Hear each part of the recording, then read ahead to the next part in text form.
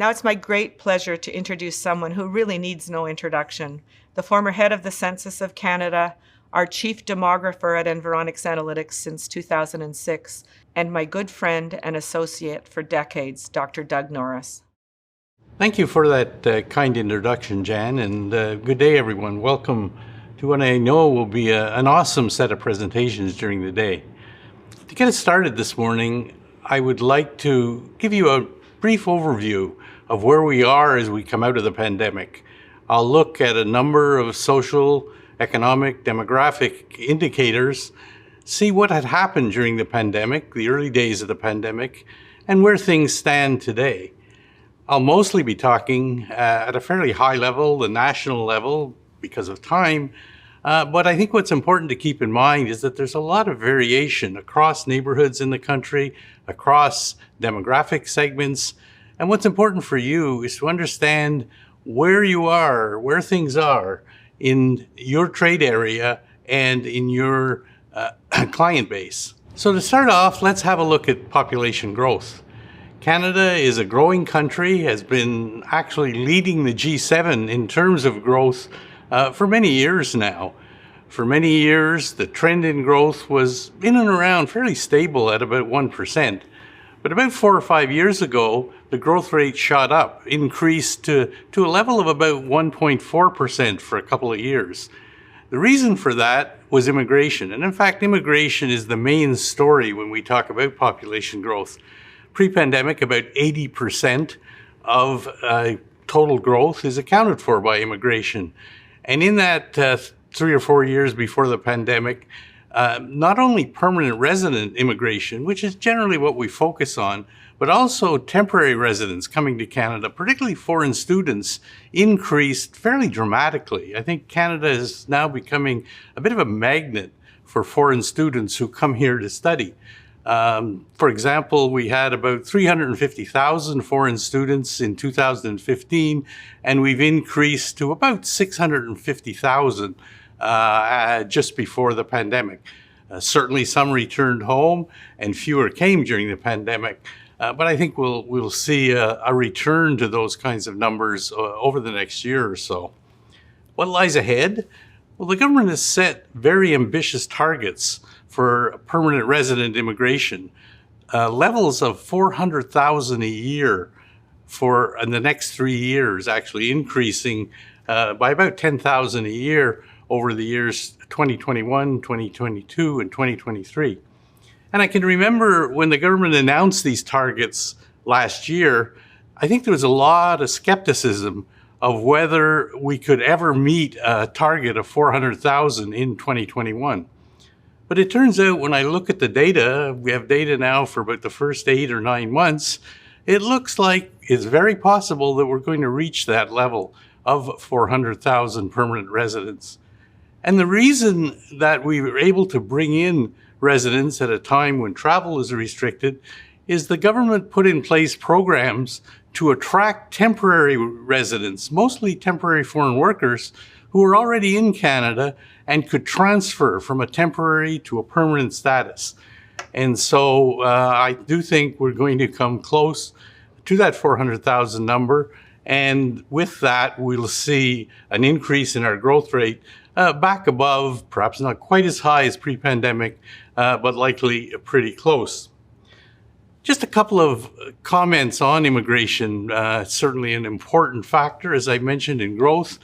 Also important to I think, recognize not only the permanent residents, which seems to be the trend we often track, what we focus on, but the temporary residents. Pre-pandemic, there were probably about 1 million temporary residents in the country. I mentioned the number of students and temporary workers. And with the fact that many are now converting to permanent residents, I think it's important to look out and to reach out and try and connect with those temporary residents, since some of them, many of them, may be long-term residents of Canada. The other point in terms of migration is the origins of our migrants. For many years, the 3 big countries in terms of origins were the Philippines, China, and India.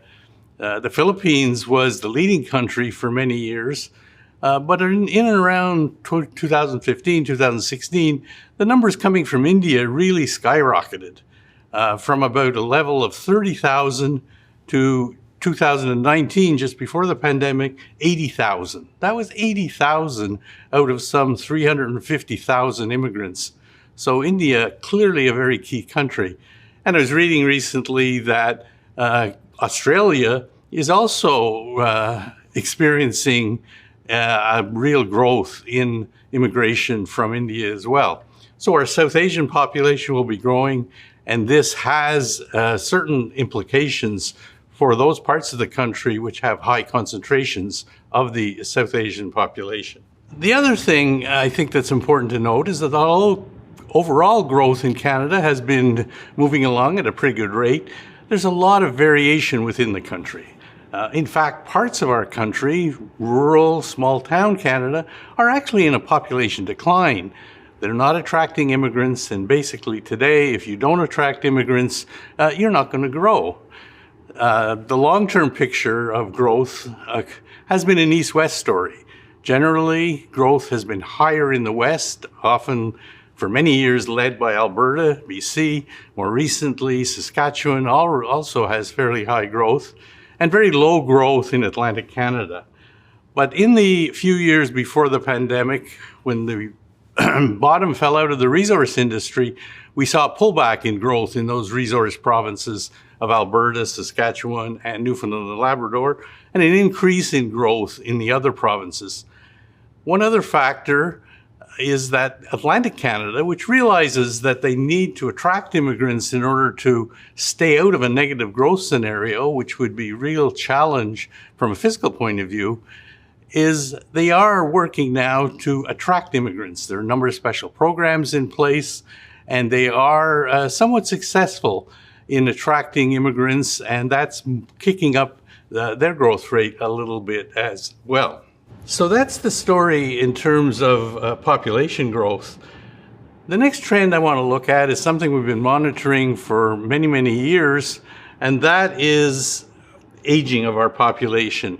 The aging of our population, something we've been watching, something we've known that has been occurring, and we can see just what happened, moving from many decades ago to a country of young families, young children.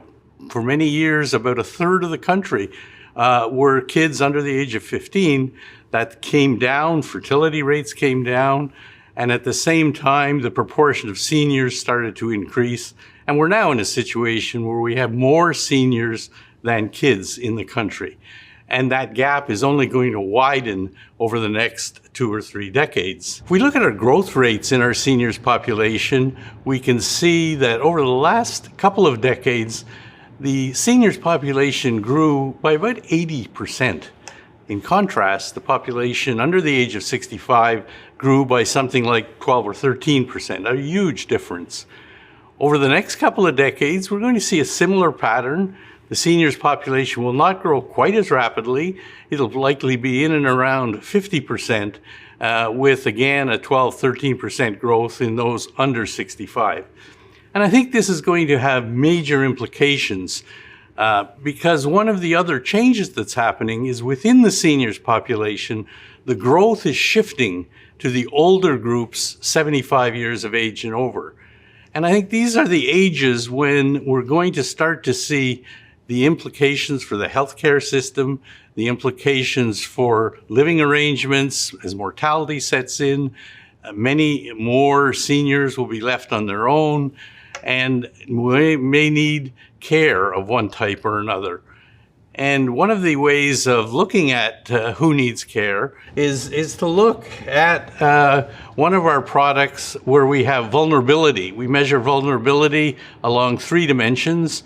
First of all, financial vulnerability, social vulnerability, social isolation, and most importantly, frailty. And I had a look at the neighborhoods across the city of Toronto, and one can identify the pockets of the pockets of neighborhoods where there's a high demand, for because of the vulnerability of that population. So let me now turn and talk a little bit about the economic trends that we've seen, and I'll start with employment. Pre-pandemic, employment numbers in Canada were a little under 19 million. That is, there were a little under 19 million workers in the country. The pandemic hit, and that number dropped by about 3 million. About 2 million shifted into unemployment. Another million or so actually left the labor force, at least temporarily. However, the numbers have since come back slowly over the last 15, 16 months. And the last labor force survey that was released about a week or so ago showed employment numbers now above 19 million. That is, the level of employment has now reached a point where it's slightly higher than it was pre-pandemic. However, there are some differences if you look at the different segments of employment. For example, the public sector that was least hit by the pandemic, many in the public sector were able to shift from an office environment to a home environment, and their numbers actually have grown and are now 7-8% above where they were pre-pandemic. The private sector, which was harder hit, have also just about returned to the level of employment pre-pandemic. But the third group, the self-employed, which was the hardest hit, is still below where they were pre-pandemic. And the last labor force survey showed a further decrease in the number of self-employed. So some real challenges there. The other thing I looked at was who's been hit hard. Look at the employment rates by age and gender. And here, all groups, except for seniors, have basically returned, and their employment rates are very similar to where they were before the pandemic. However, in the case of seniors, males are still down about 5% in terms of their rate, and women are down 10%. I think what's been happening is that people coming up retirement decided not to delay that retirement during the pandemic, but to take retirement. And also perhaps some of the seniors who have been working into their late 60s or 70s decided to pack it in and to leave the labor force. So this is something to certainly watch as we go forward. What's going to happen to the employment rates for our older population? That long-term trend in delayed retirement, will it continue? Will it flatten? Will it turn around? Certainly something to watch. And one of the reasons the employment numbers weren't worse than they were was the shift that happened, as I mentioned, to working at home.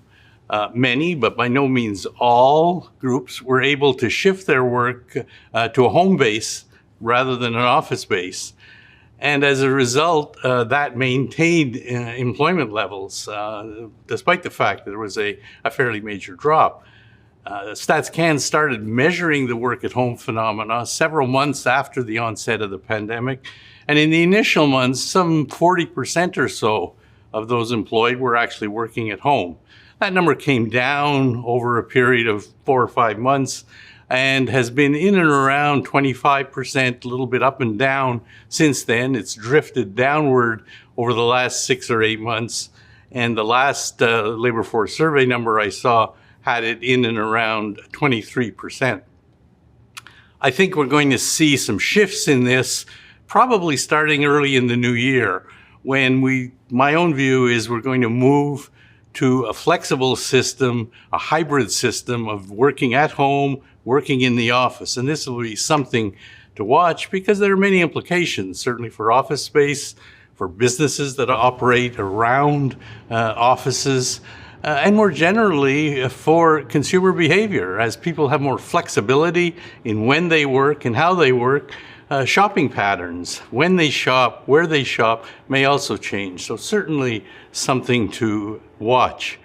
The national data I mentioned showed the work at home, and I had a look at our mobile data, our out and about mobile data, that allowed me to look across the major census metropolitan areas to what extent commuting patterns had changed. And they were very similar. All experienced a drop, and not many had been showing much of a pickup over that period of time. We expect some changes in the new year for sure. And because of the importance of that work at home phenomenon, we will actually be developing a new product being released in the next 3 to 6 months, which will allow you to look much more closely at the neighborhood to office transitions that may happen. Let me say a little bit about retail trade. Overall, retail trade took a pretty big hit, about 30% in terms of total revenues immediately following the pandemic. But interestingly enough, there was a quick return. So it was down 30% in April of 2020, but by June, July, it had returned to levels actually a little bit above where they were pre-pandemic. And of course, one of the reasons for the return, for the quick return, was the shift to online shopping that I'll say a little bit about in a minute. But since the return, the levels have sort of drifted up, and we're now, in terms of total revenue, about 7 or 8%. I think the data I was looking at was probably for August, and it's about 7 or 8% higher than pre-pandemic. As I mentioned, one of the reasons for picking up of retail was the shift to online. StatsCan reports in their retail trade survey, the big picture, and pre-pandemic, about 3 or 4% of total retail sales were e-commerce or done online. That spiked to around 11% or so in April of 2020, right at the beginning of the pandemic, and has settled back and is now somewhere around 5 to 7% or so. But that big picture really masks what's happening, because some sectors in retail are really amenable to online shopping and others really aren't amenable to online shopping. So what I did was I had a look at our ClickSpan product, which is something powered by JD Power and allows us to track online and in place spending month by month for a group of 14 major retail categories. And it was interesting that nearly all of the categories had shown substantial increases in online behavior. They were chosen because they're more amenable to that. And you could see the growth year over year. I was able to look at the last 3 years or so. But there was a big variation. We saw, for example, 50% online for sectors such as electronics, entertainment, toys, and games. At the other extreme, food sales, a big chunk of retail, was about 12% or so in the most recent data. But that was up from 3 or 4% in pre-pandemic times. And I was able to actually link the data on sales to our PRISM cluster to look at who was it that was really more likely to be shopping online. And I don't think it'll come as any surprise. It's really upscale couples, upscale singles, and couples that were really more likely to be doing online purchasing. Let me now turn and look at some data that we get, a very rich set of data from our national accounts that measures economic growth, but allows us to drill down and look at the underlying situation in terms of household income, in terms of household expenditures. First of all, in terms of GDP, GDP took a hit very similar to the employment retail, down about 20% immediately at the onset of the pandemic. It's since been fairly sluggish in terms of recovering.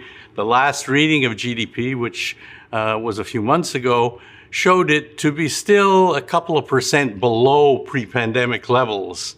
And if you were to build in a trend into GDP, we're probably 5 or 6% below where we would have predicted pre-pandemic. We can look at some of the components of GDP, in particular income and expenditure. Fascinating story. If you look at, first of all, disposable household income spiked by about 20% with the onset of the pandemic. That's as a result, mostly, of the government infusion and the many programs which provided income to people to help them survive and last throughout the pandemic. But it was up, total income was up by about 17% or so. That's since settled down a little bit, but the last quarter I saw, the quarter 2 of this year, disposable income was still up by about 15%. But the flip side of the coin, expenditures showed exactly the opposite pattern. With the onset of the pandemic, income spiked by 20%, but expenditures dropped by 15%. Since then, they've recovered, and we now have expenditures estimated to be roughly where they were before the pandemic. But that big gap between income and expenditure is savings.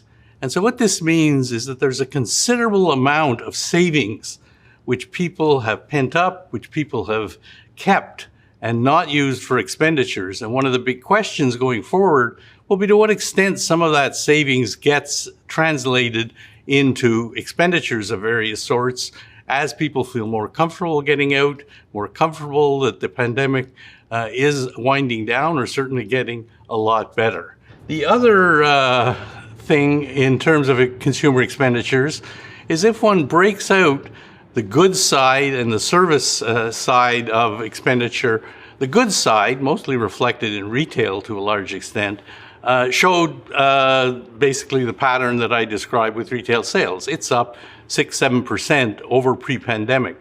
But the services side is really still down. It took a much harder hit, and virtually all sectors of services are down, with the exception of financial services.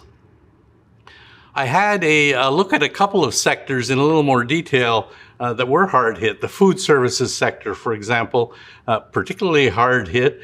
However, I was interested to see that when I looked at the survey from August of this year, the total revenue from food services had actually come back over the months of July and August to pre-pandemic levels. Now, some of this increase may be due to price increases, but nevertheless, it had returned. And although when I went back and looked at employment in that sector, the employment numbers still haven't returned. So no doubt some of it is price increases. The other sector I looked at was tourism. Tourism, an important part of our economy and something which was really hard hit during the pandemic, but something I expect to see picking up. And so I used our visitor view data to see what had been happening. And this allowed me to look at month over month trips. And I was quite surprised when I looked at the summer months particularly, I think I was looking at July, the numbers of trips in July of 2020 and 2021 were really not that different than the 2019 pre-pandemic numbers. They were down a little bit, down a couple of percent, which surprised me. I expected a bigger drop.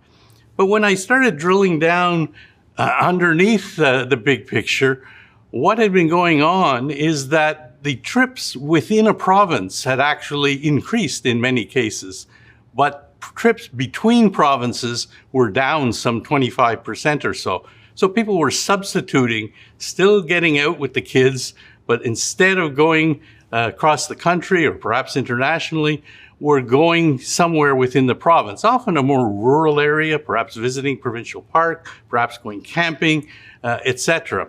So regions such as the Rockies, Northern Ontario, Central Newfoundland, Labrador were really up in terms of tourism business, while the big cities were clearly down by a considerable amount. I also was able to tie the pattern into PRISM. So who was it that was maintained tourism to some extent? Not surprising, many of the rural segments had increased slightly their within province travel, although they suffered between provinces. And the big group of suburban families that often accounts for about 10% of all trips maintained that level during the pandemic, but picked up the number of trips within the province while pulling back on between province trips as well. And to get a look at what's ahead, I turned to our Clickscape product that allows us to look at to what extent people are visiting various websites, and sort of an early indicator, I think, of what might be ahead. And I looked at 4 sites in particular. I looked at Air Canada, TripAdvisor, Expedia, and Airbnb. And it was interesting. I looked at what had happened over the last year or so between August of 2020 to August of 2021. And I saw that between August of 2020 and February of this year, there was certainly a decline in visits to all of these sites. But in and around February, March, I think as vaccinations started to appear, people started looking, well, maybe they're getting back to trips, and the visits to these sites picked up. But there were some differences. For example, the Air Canada sites didn't show much of an increase. I think that a couple months ago, I think since then, I would guess it's been up and will increase. But as of August, it hadn't increased. But the numbers had picked up fairly strongly for TripAdvisor and for Expedia. Interesting, the Airbnb numbers did not pick up quite as much. Perhaps people still reluctant to go and rent a place they're not familiar with, and perhaps people who would generally rent out their place feeling now's not the time to do that. So some interesting data, and certainly we can look for some major changes over the next 6 months or so. So I think we're at a turning point now. We've got a fairly high level of vaccination. Hopefully the kids will be vaccinated over the next month or so. Still lots of differences across neighborhoods, across demographic characteristics. And our Vaccine Insights product really allows us to look at that. It also provides an indication of how people feel in terms of feeling safe to get out and about again and do various activities. Interesting, fairly high levels of safety, not everyone by any means, but fairly high relative to others for shopping, for even dining inside now, but much still lower for getting out to large sporting events, casinos, and bingos. And I was interested in movies. I was thinking myself of perhaps getting back and going to a movie. So I was interested in what was happening on the movie front. And about 30% only of the population felt safe going back to movies. And when I looked across the country, the feelings of safety were higher in smaller urban areas than in the large cities, something we see with many. So that's where we are. As I mentioned, I think we're going to see much more change over the next 6 months or so, and it'll be important to get a good handle on what's happening in your trade area, what's happening with your client base. And some of the things to watch for, certainly the immigration numbers. Are they going to meet their targets? What's going to happen to Atlantic Canada? As students return, there'll likely be an impact on those university towns, places like London, Kitchener-Waterloo, Kingston, that actually saw their growth pick up in the pre-pandemic years, will likely get a little bit of a boost in terms of growth again as students return. The other things to look for, what's happening with online shopping, what's happening with the work at home patterns, how will the new normal, the hybrid that I mentioned, really work out? And we can certainly expect the pace of recovery to various activities, as I mentioned on several occasions, to vary. And a big question, of course, will be what's going to happen to that savings that's been accrued over the last year or so. Will, in fact, people open up their wallets and use it for expenditure, whether they'll save it, having been through the pandemic, they may want to save it for a rainy day, or perhaps pay down some debt. So certainly our series of wealth products and other financial products will allow you to look at that. So those are some of the things to watch for. So I'll stop there, but encourage you to join in the next session where I'll be able to answer any questions that you might have about the social and economic trends I discussed.